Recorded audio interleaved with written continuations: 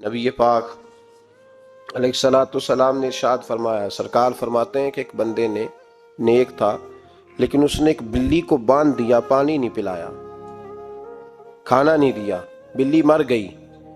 فرمایا اس کے باوجود نیکیوں کے اللہ نے اسے جہنم میں ڈال دیا۔ ایک فاحشہ عورت ہے، توجہ ہے میری بات پر؟ ادھر دیکھیے گا ذرا، ایک بہت گناہ کرنے والی بی بی ہے، وہ گزر رہی ہے، کتے کا چھوٹا سا بچہ پیاسا ہے۔ مدینے والے محبوب علیہ السلام، میں کہتا ہوں اس کی اتنی خوش قسمتی تھوڑی ہے کہ میرے نبی نے اس کا ذکر کر دیا ہے، اس سے بھی بڑی کوئی خوش قسمتی ہوگی۔ محبوب پاک علیہ السلام ارشاد فرماتے ہیں کہ وہ عورت گزر رہی تھی تو کنویں کے کنارے سخت گرمی کے موسم میں کتے کا بچہ پیاسا۔ لوگ یہاں بلا وجہ الجھ جاتے ہیں، کہتے ہیں ساری زندگی انسان گناہ کرے اور کتے کے بچے کو پانی پلائے تو بخشا جائے۔ او بھائی، مطلب یہ نہیں کہ وہ کتے کا بچہ تھا، مطلب یہ تھا کہ اس کے دل میں اللہ نے، اس کے سینے میں اللہ نے رحمت والا دل پیدا فرمایا تھا۔ اور انسان کی نہیں، وَلَٰكِن يَنظُرُ إِلَىٰ قُلُوبِكُمْ، رب جب دیکھتا ہے تو وہ دل دیکھتا ہے، تو اس کے سینے میں جو دل تھا وہ رحمت والا تھا، سخت گیر نہیں۔ کتے کا بچہ پیاسا، کنویں کے کنارے، گرمی بڑی سخت، گزر نہیں جاتے لوگ اپنا بچہ اسی کے آگے، اور جس کو دکان پہ رکھا ہے اس کو کہا پیسے نہیں لینے، پکڑ سائیکل، لا سودا، جلدی جا، دھوپ ہے تو پھر کیا ہوا، تو نے میرے سے 8,500 پورا نہیں لینا، اپنا بچہ چھپا کے رکھا ہے۔ گزر رہی ہے، بچہ دیکھ لیا، کتے کا بچہ پیاسا، لکڑی کے جوتے اس خاتون نے پہنے تھے، اس نے اپنے دوپٹے کو پھاڑ کے 2 حصوں میں کیا، اور پھر اس نے وہ اپنا جوتا لکڑی کا کنویں کے اندر لٹکایا، اور پانی نکال کے تو یوں کر کے جب وہ بچے کے منہ میں اڈیل رہی تھی تو عرش کا مالک راضی ہو رہا تھا، اس کو پیدا کرنے والا رب راضی ہو رہا تھا۔ اور میرے حبیب فرماتے ہیں چند قطرے اس بی بی نے اس کے منہ میں پانی کے کیا اڈیلے، خدا کی رحمت کو جوش آیا، فرمایا فرشتوں اس کے غلام والی لسٹ ساری پھاڑ دو، میں نے اسے جنت دینے کا فیصلہ فرما لیا ہے۔ پر اگر تو سخت گیر ہو جائے، دیکھیں نا، جس قوم کا روزانہ کی کوئی نہ کوئی خبر زیادتی کی لگ جائے، کیا بیٹیاں برابر نہیں ہوتی؟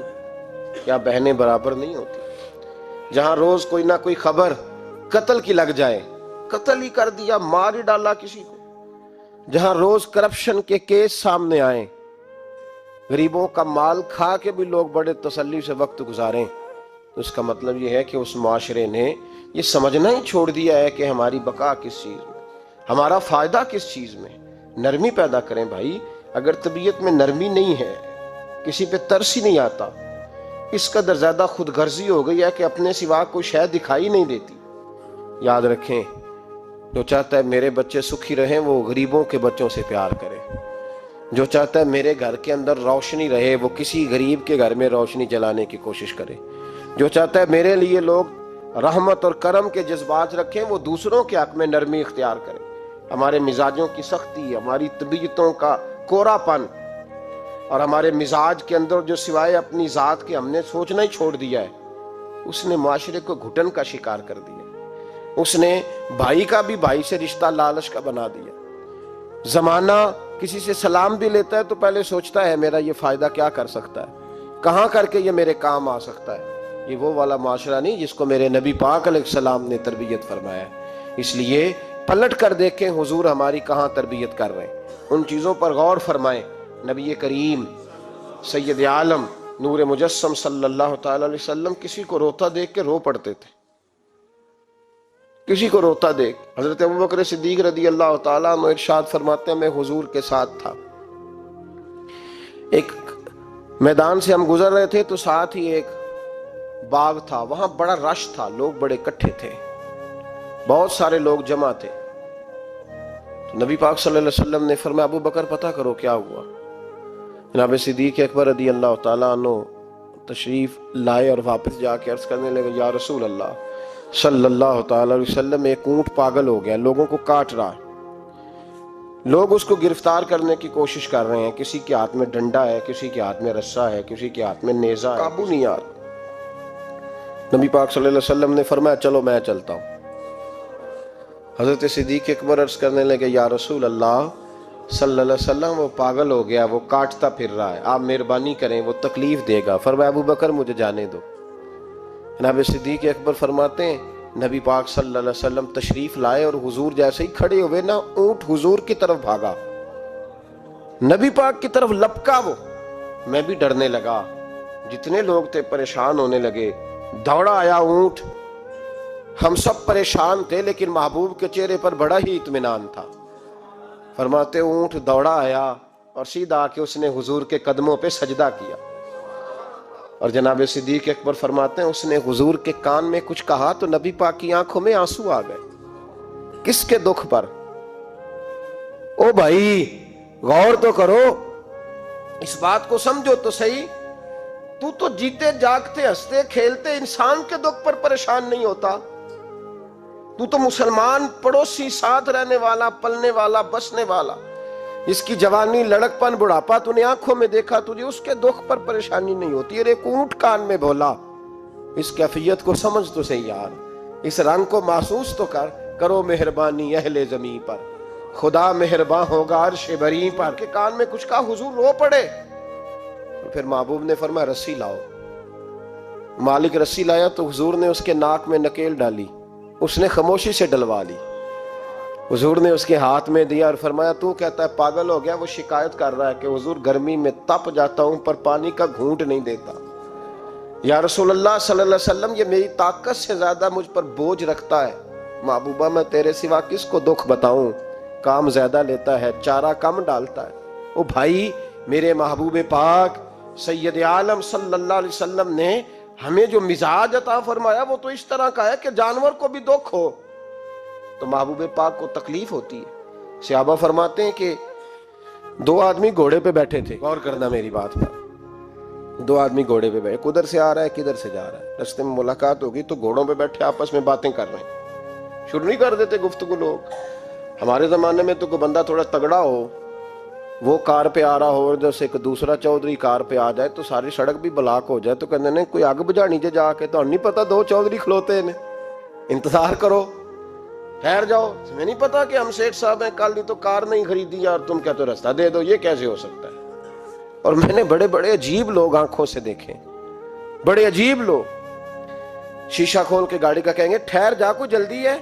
بھائی تو شارع عام پہ کھڑا ہے اور تجھے رستہ کھولنا تیری ذمہ داری کا حصہ ہے، لیکن وہ کہتا ہے کہ 4 فٹ میں آپ چھڑی ہے، تو کیسے کہتا ہے کہ رستہ؟ یہ جو خوبصورت مزاج قومیں ہوتی ہیں ان کا یہ رویہ نہیں ہوتا کہ جہاں طبیعت چاہے، جہاں جس طرح اس کا دل چاہے وہ کرے۔ تو خیال کریں کس چکر میں قوم پڑ گئی۔ اس کا مطلب یہ ہے کہ جس کو مرضی تکلیف دیتے پھرو۔ نبی کریم سید عالم صلی اللہ علیہ وسلم نے فرمایا اللہ نے میری برکت سے ساری زمین مسجد بنا دی ہے، جہاں نماز پڑھو گے اللہ قبول فرما لے گا، لیکن فرمایا رستوں میں نماز نہ پڑھنا، لوگوں نے گزرنا ہے، رستوں میں شارع عام پر نماز کی نیت باندھنے کی اجازت نہیں ہے۔